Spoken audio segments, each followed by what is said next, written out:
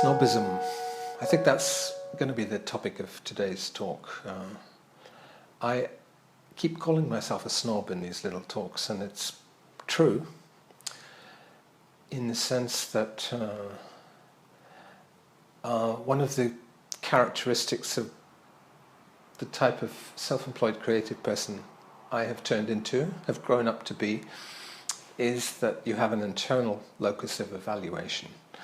In other words, if anybody else likes it, it's a bonus. I just do it to please myself. That kind of attitude, which is a cliche in rock bands, interviews and things, and is generally a cover for, oh, we really want to please the public, but we don't want to, that looks so uncool to be trying to do that. So I think probably more than most I have a stubbornly internal locus of evaluation, and every time I watch a documentary about somebody who invents something new, you know, Frank Whittle inventing the jet engine, most of the documentary seems to be about how, instead of being welcomed and, feted for giving the world such a wonderful new invention, he struggles. He struggles to, there are vested interests in the aeronautical industry, the airlines hate it, everybody hates it.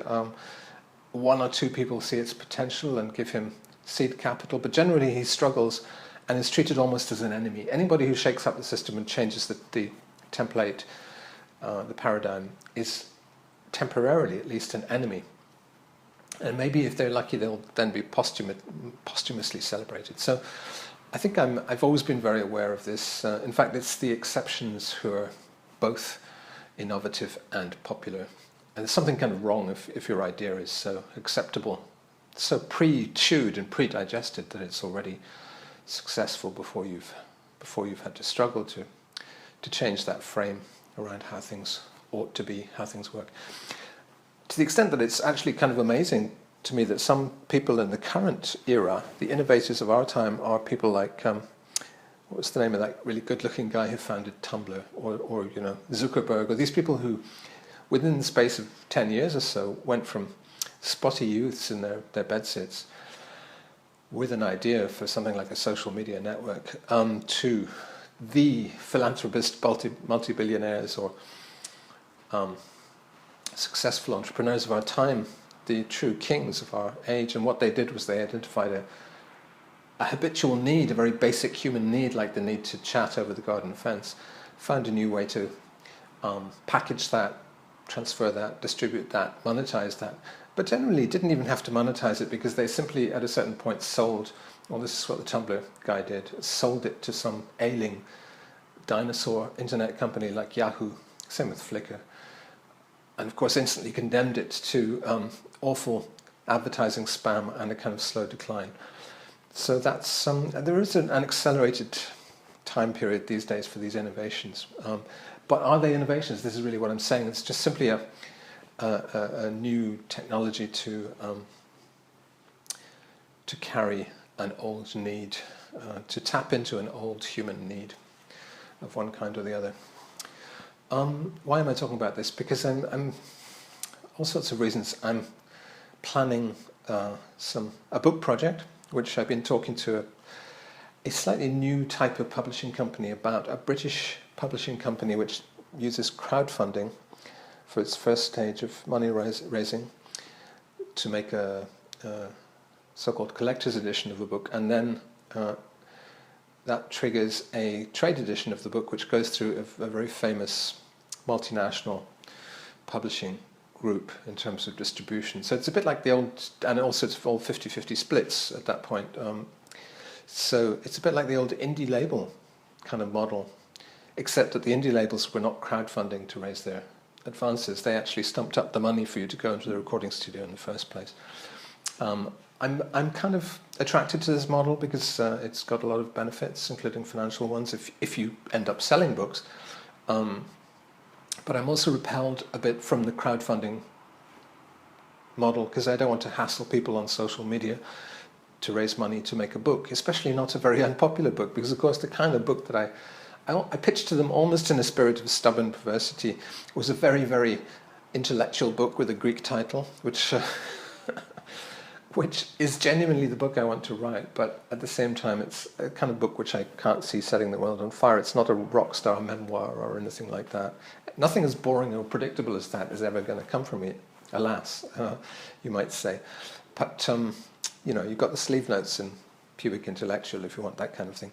So I am about to start writing this book, but what I've said to these guys is, let me write it, because normally I think authors are writing and promoting at the same time. In other words, as you're writing your book, you have to be stumping continuously on social media for the funds to produce it. And that to me is just too much. It's obviously, as a musician, you would go through a promotion period, a recording period, conception and recording, composition, promotion, which would include live tours, and but also talking to the press. And they're separate. You shouldn't really be entertaining journalists in the studio while you're recording. That's a creative incubation period, and that's sacred. So what I've said to these guys is, I'll come back to you when I've written this book, because it's all the other books I've written, I have to say, they've been commissioned by traditional publishers, and the traditional model of publishing, which is that somebody says, okay, we'll give you an advance, you go off and write the book, and we guarantee that we'll publish it at the end. And I like that model. I like the fact that somebody stumps up a little money. It's never much more than you'd get for an article, for a substantial article in the art press or something, but or 2 articles in the art press. So in terms of the ratio of the amount of work to the recompense, it doesn't make any sense at all, but it does make sense to have books out there, and it's a very inherently satisfying thing to do. And I've never found writing difficult. The same way I can splurge words out into a camera in this context, I can splurge words onto a page, and I don't have to polish them up too much, I don't have to rewrite too much. Generally, it's been remarkably easy writing books. I've never had to struggle with a book in that romantic way that authors always tell us they do. A certain type of author tells us they do.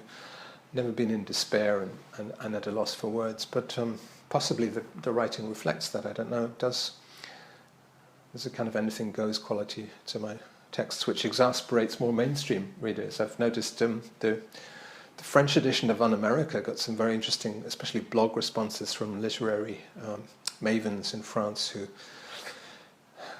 said I couldn't persist with this, it was too self-indulgent, it was crazy and obscene and all the rest of it. So I think that style, my style, appeals only to a margin. And this is why I'm talking about snobbism and unpopularity today, because you might ask, why does he... if I make a record, I press up 500 copies of the CD with Darla in California, and I'm just about to get one of my annual accountings from Darla. And it's very useful to me that actually I'd make a few $1,000s when I put out a CD, and it's not enough to live on its own, but it definitely makes a contribution to my rent and to staying alive, to eating food. So I want to thank any of you who continue to buy my CDs. That's very important to me as a kind of support.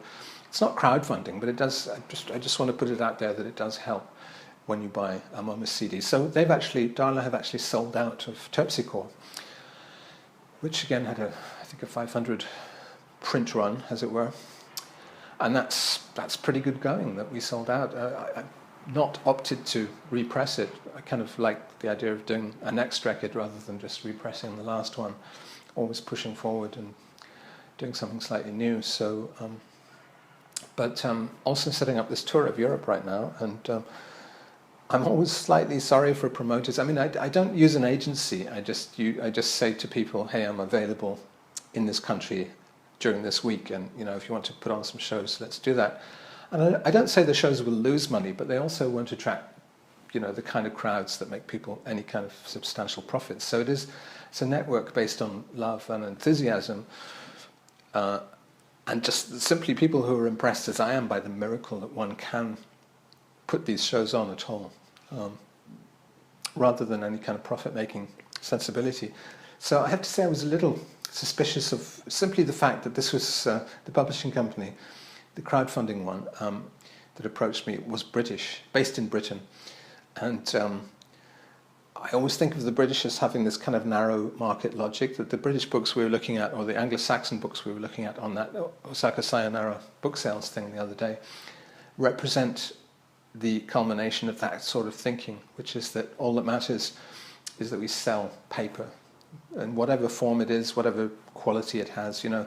So these big blockbusters, which are, to me, deeply fascistic, and swords and sorcery, or armor and iron, you know, or, you know, how to lose weight, self-help, you know, the worst kind of self-help books.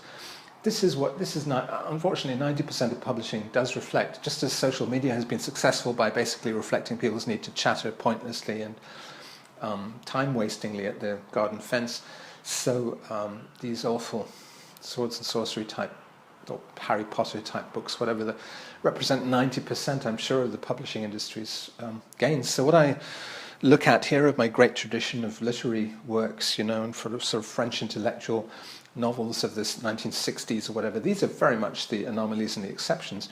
But it is, you know, I'm only alive once. I don't want to just make what kind of garbage that people want to consume. I want to raise the dialogue, raise the discourse. I want to do amazingly strange records that nobody's ever made before, or make very, very funny books, which nevertheless are a bit scandalous and shocking, and, you know, the only things that's really worth making are things which, in a sense, defy that market logic and defy one's expectations. That it's kind of a miracle that they exist. I do think that when I see a Momus record, it's kind of miraculous that these Momus records can exist and do exist. So this is the kind of thing I'm thinking about, you know, when I'm setting up gigs, setting up a book project. I'm thinking, I want to make something that really has no right to exist and is sort of anomalous. And the book I'm reading, my bedside reading just now, is the Stenton Welsh Journals, which is a Faber Fines thing. It's amazing that Faber Fines is a bit like the crowdsourcing model for publishing. It's a new model which allows individual books to be published for individual readers. So this was specially printed. They have the digital rights to it, and then they print it off one by one when people order it. This might have been the only copy of Denton Welsh's journals that was printed that year, which was, I think, last year. This edition first published 2011. I wonder how many copies they've done of this. Probably 26, you know. I wouldn't be surprised at all. It's probably like my royalty statements, you know, 26 CDs sold. Or that bit in Krapp's last tape when Krapp, who's an author, he's a minor author, is getting known. 27 copies at trade price. But that Denton Welsh book is fantastic. It's fantastic. I can assure you it's better than anything on that Osaka Sayonara list that I went through the other day. It's really beautifully written. It's a person of amazing sensibility and fantastic literary style, who generally raises a blank, you know, if you mention his name to people, to even quite literate and literary people in Britain. Who is Denton Welsh? You know, he's sort of back alley, a side street. But it doesn't mean it wasn't worthwhile being Denton Welsh, and it's not amazing that we had a Denton Welsh in our midst, even if he never wrote Hollywood film scripts and got known, and you know, or did radio broadcasts like J.B. Priestley and got known for that. You know, I mean, obviously the route to being known would be to appear on some awful Celebrity Big Brother type program or talent show or something. And one cannot go down that avenue, because that way lies not madness, but banality, mediocrity. So I'm snobbish to the extent that I'm an old-fashioned believer in originality and merit, and also that there is no direct relationship between sales and quality. In fact, there's probably a negative correlation, as the Denton Welsh journals prove. You know, one of the best books that I've read, one of the best diaries I've read of any British figure in the 20th century, and really completely unknown.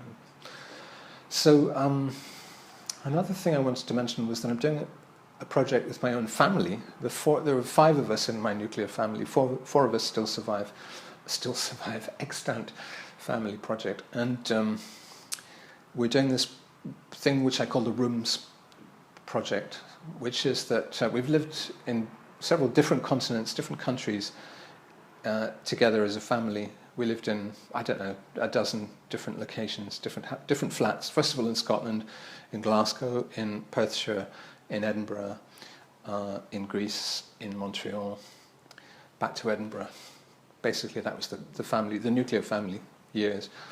And so what we're doing is we're comparing notes on a sequence of rooms. So my idea, it's sort of, I didn't want to scare them off by saying it's psychogeographical or it's hauntological or anything like that, but it is kind of those things because it's... and actually my brother's a big expert in Carl Orvin Knausgaard and is writing books about Knausgaard's way of remembering and memoirizing his own memories. So he's very much into it. My mother is sometimes into it and sometimes not.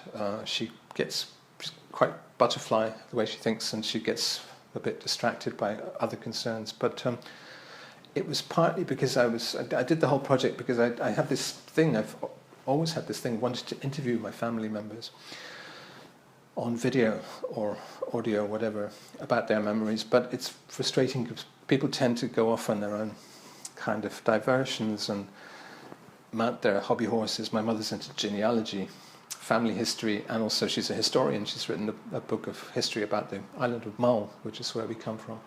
So she's has a tendency to get on those routes, those roots, and it's literally family roots, which could be interesting if one were asking about that, but if it's not relevant, then you just sort of roll your eyes and ask yourself, should I intervene and stop her and say, listen, this is not actually what I'm asking.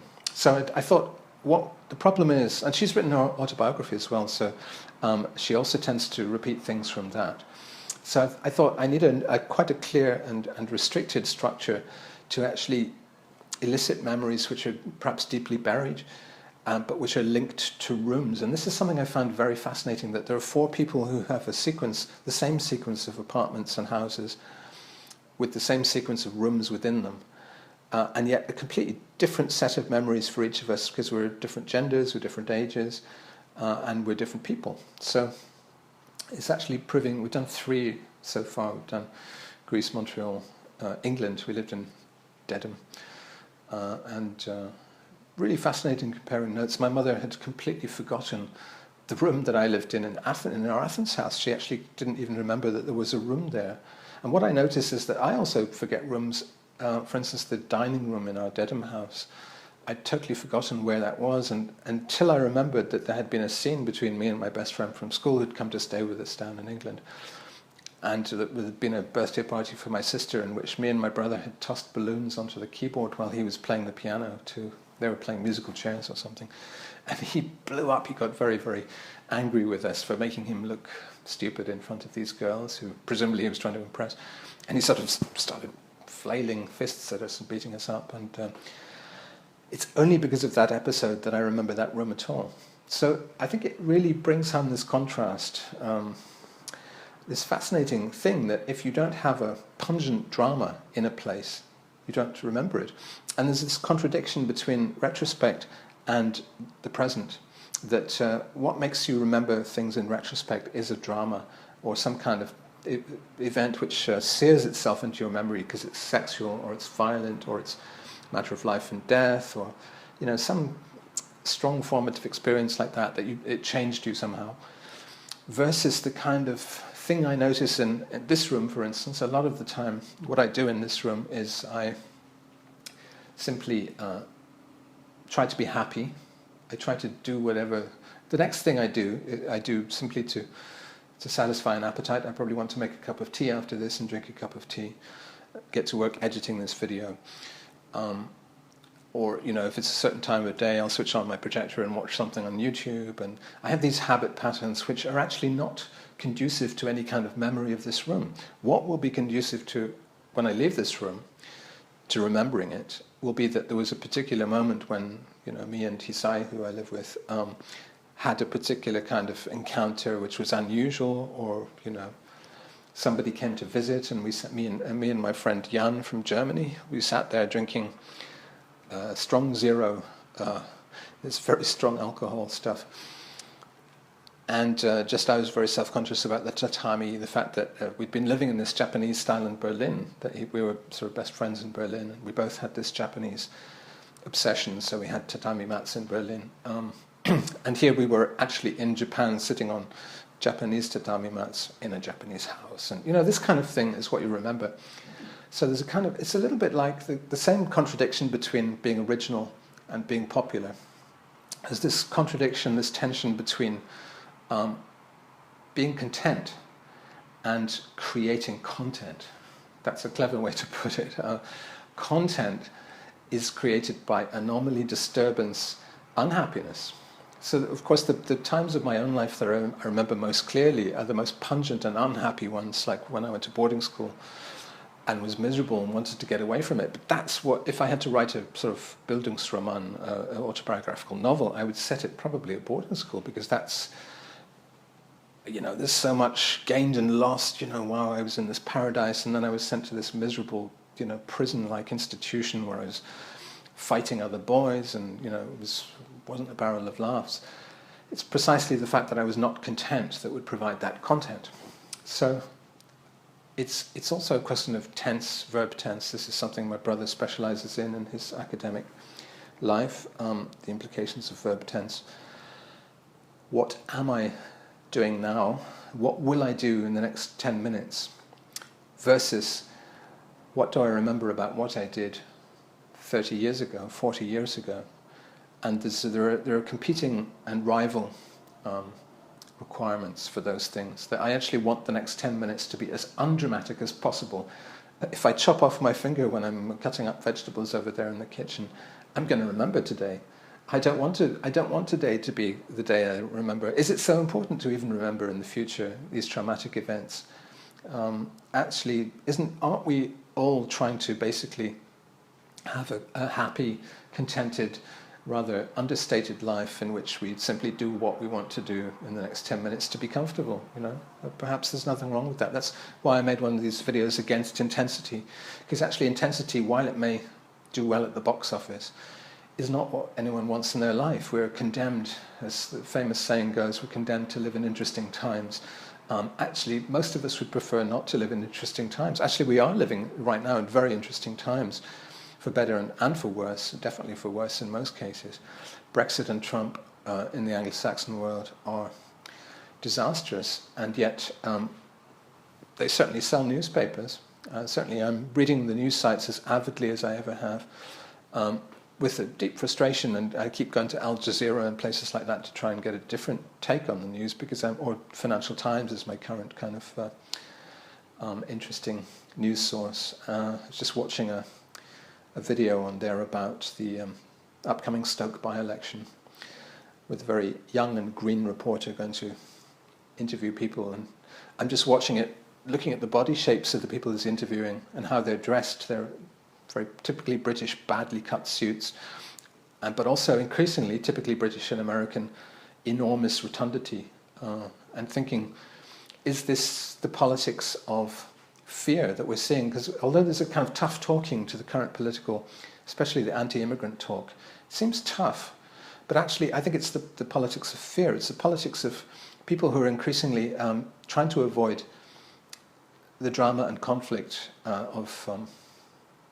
earlier eras, perhaps, by simply evacuating all foreignness, or all originality for that matter, anything which differs from their convenience culture, simply getting through the next 10 minutes without any drama.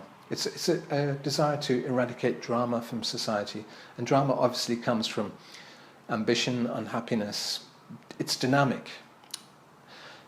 I'm very split on this myself. I obviously, in some ways, I want a quiet life and I want a comfortable life.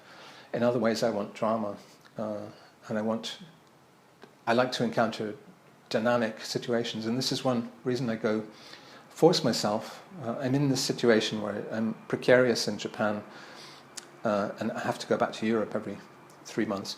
So that forces me into a series of dramas, traveling around Europe, meeting lots of strangers, putting myself in more vulnerable situations, being existentially a little bit like, where am I today? It's Tuesday, it must be Milan. This kind of, it's very comfortable on the one hand, it's not particularly dangerous, but on the other hand, it is pushing myself out there into a public space.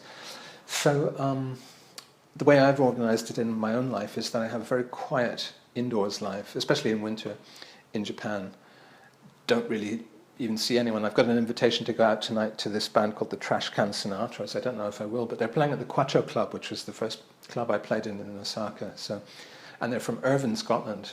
I don't know, it was kind of weird. They just emailed me out of the blue and said, you're on the guest list tonight for our gig. I don't know their music really. I vaguely remember Peel show sessions, but so I might go to that, but probably I won't. You know, knowing me, I'll just stay at home.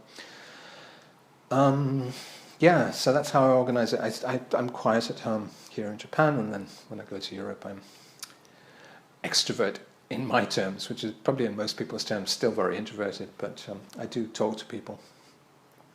So these are interesting things because they're things I haven't really worked out myself, except by compartmentalising my life into introverted and extroverted. Or, you know, I guess my cultural production also has this mixture of this tension between conventional material. Pop music is effective because it's familiar and emotional and direct and conservative.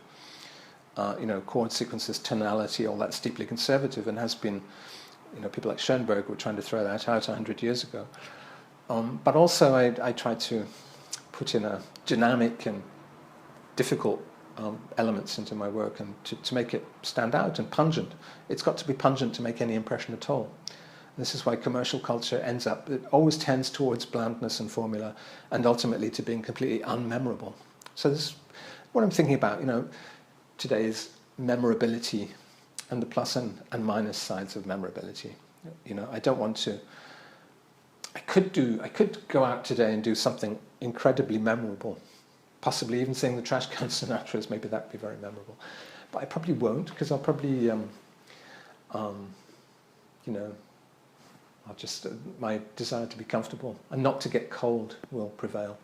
Anyway, those are the thoughts that are rattling around in my head today. Open University.